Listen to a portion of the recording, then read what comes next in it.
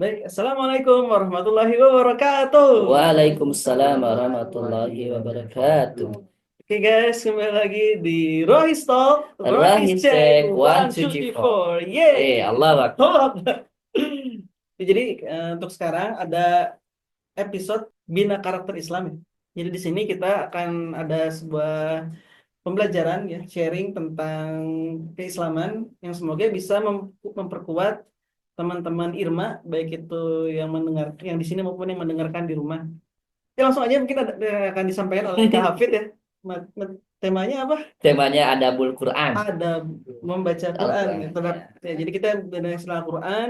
Contohnya. Irma setidaknya harusnya lebih baik daripada yang bukan pengurus Irma, Ilmu. ya, terkait Qurannya. Jadi di sini coba sebelum kita bisa baca, sebelum kita bisa menghafal, mungkin yang diawali dengan adab terhadap Adab. Qurannya, gitu, ya. Adab sebelum apapun adab ya. Berinteraksi dengan Interaksi. Quran harus ada adabnya dulu. Jadi di sini akan disampaikan oleh Kak Hafid. Supaya tidak berlama-lama lagi, silakan Kak Hafid, Ya. silakan. Baik, Bismillahirrahmanirrahim teman-teman. Selamat pagi, sore, petang, malam ya. Pokoknya selamat-selamat lah pokoknya ya. Alhamdulillah kita kembali lagi di Bina Karakter ya. Biasanya Roysto ada beberapa segmen ya. Tapi Tuh, kita di Bina Karakter Islam. ya. Pengembangan karakter Islami yang masuk dalam P5 kalau di sekolah ya. Sekolah. Meskipun dicabut ya P5-nya tahun ini jadi nggak tahu jadi P6, P7, P8, P9, 10 ya kayaknya. Allah alam. Kalau ganti menteri ganti lagi kebijakannya. Betul.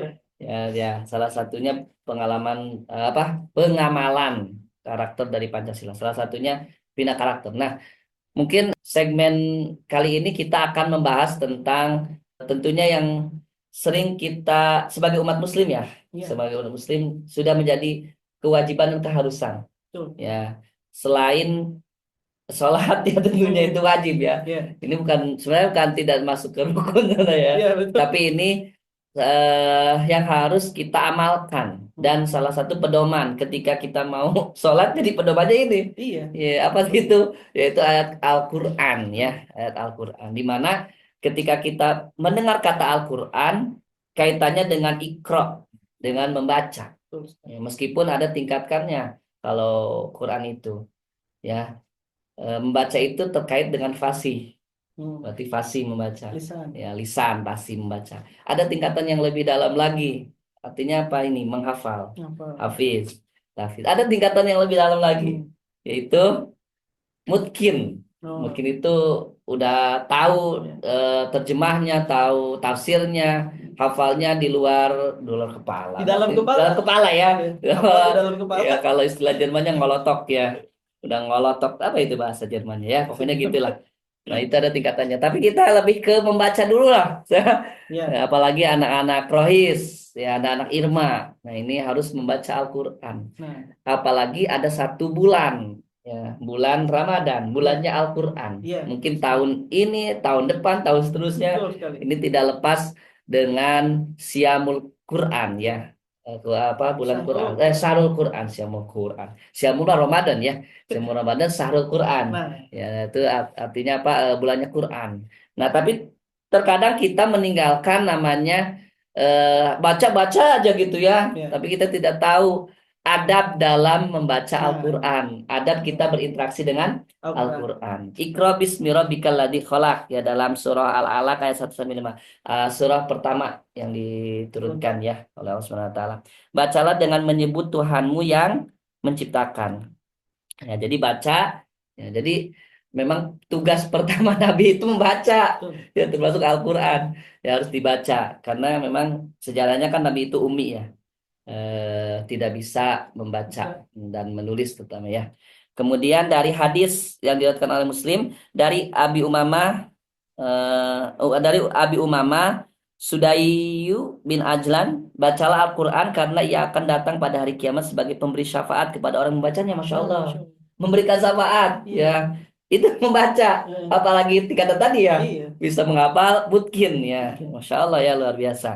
Nah, agar bacaannya mendalam kita harus tahu apa namanya eh adab ketika kita berinteraksi dengan Al-Quran. Al-Quran. Ini menurut para ulama ya.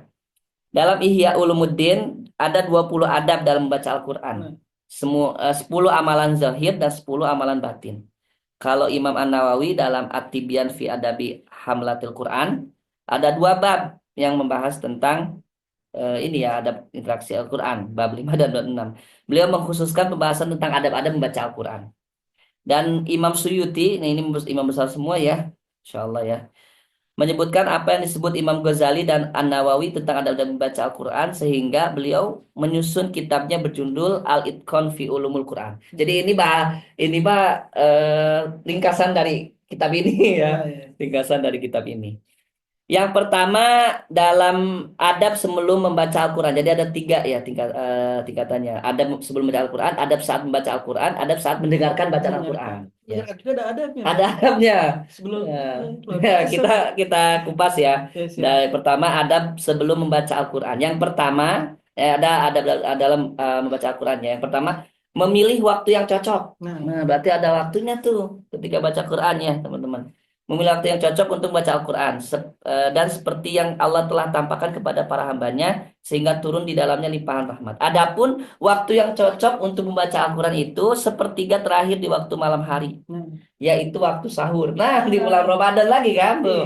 Waktu sahur, kemudian yang lainnya pada siang hari. Ya, jadi kalau di bulan Ramadan ada targetan kan, makanya waktu yang cocok sahur. Ini mah sahur nonton TV, ya PPT ya, itu saya. Makan teman-teman enggak ya? Udah makan, sholat subuh tidur. Sholat subuh tidur, udah tidur bangun berangkat sekolah, berangkat kerja. Ya, kapan baca Qurannya gitu. Jadi waktu yang baik itu sepertiga terakhir di waktu malam hari. Kalau bulan Ramadan cocok nih ya waktu sahur. Sebelum sahur. Ini mah sahur udah 3:30 udah sahur ya. Padahal mah mengakhirkan makan sahur ya waktu sahur. Ya baca Quran dulu. Ya, kecuali pas sahur ya. Jangan baca Quran pas sahur. Keselak nanti ya. Ya setelah sahur, setelah makan sahur betul-betul ya. Kemudian yang kedua, memilih tempat yang cocok. Cocoknya seperti apa nih? Memilih tempat cocok seperti masjid sebagai salah satu rumah Allah. Yang utama di masjid. Ya, atau di pojokan dari bagian rumah yang sengaja disediakan untuk ibadah. Jadi kalau teman-teman ada tempat di rumahnya yang cocok dipakai musola, tempat sholat gitu ya. Itu jadikan tempat untuk untuk baca Quran. Bahkan ini bukan bid'ah ya, ini hanya mungkin jadi motivasi diri saya ya. Ada satu al-akhat al-ustad ya. Ustad itu ada satu tempat dia selama bulan Ramadan itu lampunya itu nggak dimatikan karena dikhususkan untuk tempat sholat. Ya, jadi baca Quran di situ, sholat di situ, gitu ya. Sholat, ibadah pokoknya ibadah di situ. Jadi mungkin bisa dicontoh ya teman-teman. Ada satu tempat yang khusus untuk di waktu apalagi Ramadan ya. Ya, itu satu tempat dikhususkan untuk ibadah dan lampunya nggak dimatikan gitu ya selama bulan Ramadan. Insya Allah ada gratis pulsa kok ya. Dari PLN ya, pulsa token dan pulsa itu lagi gratis. Datanya ya ibu-ibu orang tuanya di rumah. Ya, ada insya Allah ya. Kemudian di pojokan bagian rumah yang sengaja disediakan untuk ibadah, ya, sehingga terhindar dari halangan-halangan, sibuk-sibuk, kesibukan lainnya dan suara gaduh. Kemudian canda anak, permainan, pokoknya lah. Ya, dikhususkan satu tempat dikhususkan untuk ibadah gitu ya. Dan sangat baik jika membacanya di tengah kebun yang rindang atau dekat pohon bunga yang harum dengan pemandangan yang Masya Allah. Kalau dekat kebun raya di kebun raya bacanya. Mungkin supaya nggak ngantuk ya itu ya. Supaya seger gitu teman-teman. Atau rumahnya yang kayak rumah sultan ya ada ada tamannya, kemudian ada kolamnya. Ya, kalau aus di bulan Ramadan nyebur ya. Nyebur ya. Ya jangan ya itu mah. Kemudian boleh juga membaca Al-Quran di tengah kegaduhan dan keramaian seakan ia ingin memperlihatkan kepada yang lainnya. Oh ini bukan ria ya, maksudnya siar. Mungkin teman-teman di alun-alun ada tilawah check up gitu ya. Tilawah check up di alun-alun. Kalau di SMA sudah ya, di SMA 10. Ada apa? Pembiasaan pagi misalkan. Atau teman-teman di pojokan kelas untuk tilawah sediakan Quran gitu ya. Untuk anak-anaknya apalagi sekali lagi di bulan Ramadan apalagi ya. Di jalan raya atau saat mengendarai mobil atau kendaraan lainnya walaupun tadabur dalam kondisi demikian sangat sedikit. Tadabur itu maksudnya mungkin ada rasa sombong ya.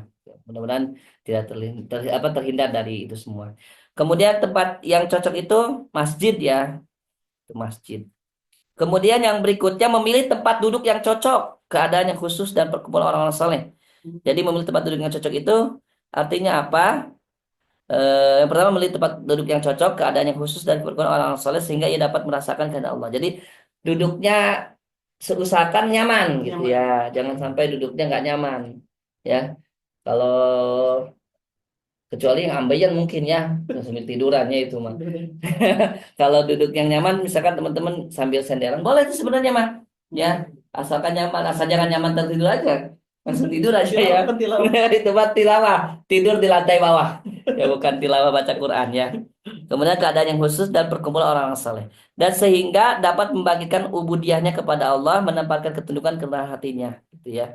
Kemudian jalsa yang paling baik bagi pembaca Al-Quran adalah menghadap kiblat. Oh ya, jadi tempat duduk yang cocok tapi menghadap kiblat. Ya, menghadap kiblat sambil duduk seperti saat orang melakukan duduk tahiyat dalam sholat, guna menampakkan jalsa ubudiyahnya. Dan jika merasa letih dari perbuatan ini, jalsa ini katanya, maka tetap diusahakan dengan posisi lain yang cocok dan menghadap kiblat. Jadi kalau sila nggak bisa pegel gitu ya boleh ini tapi tetap menghadap menghadap selenjaran tapi menghadap kiblat, tetap menghadap kiblat. Jadi upayakan di rumah juga tempatnya menghadap kiblat Ya. ya, menghadap kiblat ibadahnya gitu ya. Kemudian yang berikutnya selain tempat duduk yang cocok atau teman-teman berkumpul dengan orang saleh misalkan di masjid sama-sama tilawahnya bareng-bareng gitu ya, tilawah bersama di masjid. Anak-anak Irma gitu Ya, ya. anak-anak Irma. Nah, anak-anak Irma tuh ya, apalagi bulan Ramadan kumpul dalam satu lingkaran halaqah gitu ya. Baca Quran sama-sama. Mungkin lebih nikmat, Iya. lebih nikmat dan lebih wah ini udah bukan. Udah. Jadi ada pasti berkhairat. Udah surat Al-Isra ini sini ini. Masih Al-Baqarah ya. Gitu. Padahal dia mulainya juz 20. Yasin juz 22 apa juz 23 ya. Nah, padahal mulainya di 20 kita dari Al-Baqarah. Ya, Al-Baqarah itu dari Yasin gitu ya. Mungkin ada motivasi juga ya untuk kalau sama-sama. Ya, kemudian suci lahiriah. Ya, berarti harus berwudu. Ya, apalagi hadas besar jangan ya harus Iya. berwudu dalam keadaan berwudu. Kecuali mungkin dalam hal-hal tertentu, misalkan tidak ada air atau teman-teman dalam kondisi eh, Lagi di satu mobil ada gitu. mobil, kemudian satu di mobil ya, kemudian mau baca ya nggak apa-apa. Satu ada mungkin ada acara yang langsung menunjuk ya. Wah, dulu kan acara Oh mau iya, nggak iya. apa-apa silakan gitu. Ada rukhsahnya kecuali sudah disiapkan. Itu harus dipersiapkan dengan baik gitu ya. Jadi harus bersuci dari hadas kecil maupun hadas besar. Kemudian mensucikan sarana-sarana digunakan untuk membaca Al-Quran. Contohnya apa sarana-sarananya? Ya, dari kotoran, nah baju kita ya terutama ya. Kemudian telinga kita katanya di sini, lisan kita dari gibah gitu ya. Kemudian hatinya dibuka gitu ya, jangan sampai ada ujub, ada Iya. dengki gitu ya dalam Ada penyakit hati ada gitu penyakit ya. hati. Disingkirkan. Disingkirkan sarana-sarana dalam membaca Al-Quran. Siap. Wudu ya tadi udah wudu. Ya, wudu dalam ada ketika sebelum baca Al-Quran ya. Nah, wallah alam bisa begitu. Iya. KPH mudah-mudahan anak-anak Rohis atau anak siapapun mungkin ya teman-teman Rohis, teman-teman Irma dimanapun ya jangan sampai lupakan Al-Quran setiap harinya. Ada program One Day One Juice Iya. mungkin ya. Kalaupun tidak bisa ya kalau satu halaman bahasa Inggrisnya apa? One day One page. one page. Berarti dikatanya apa? Odop. Gak enak banget ya odop ya. One day one page. Ya kalau nggak bisa satu halaman. Kalau nggak bisa satu halaman juga satu ayat lah baca. One day one ayat. Odoa. Oh, odoi. Oh, one day one. Odoa ya odoa ya. One day one ayat. Ya odoa. Odoa ya. Baik silakan apa ya itu mungkin ya. Ya, Alhamdulillah, Kak Hafid, terima kasih atas materinya, sharingnya. Semoga kita bisa mengamalkan buat adab tadi yang sudah disampaikan ya. Mungkin sekian buat episode kali ini ya. Kita cukupkan, kita tutup dengan alhamdulillah. Alhamdulillah. Amin. Ya, kembali lagi nanti di episode selanjutnya di Rohis Talk, Rohis Check, 1, 2, 3, 4. Yeay. Allah. Assalamualaikum warahmatullahi wabarakatuh. Waalaikumsalam.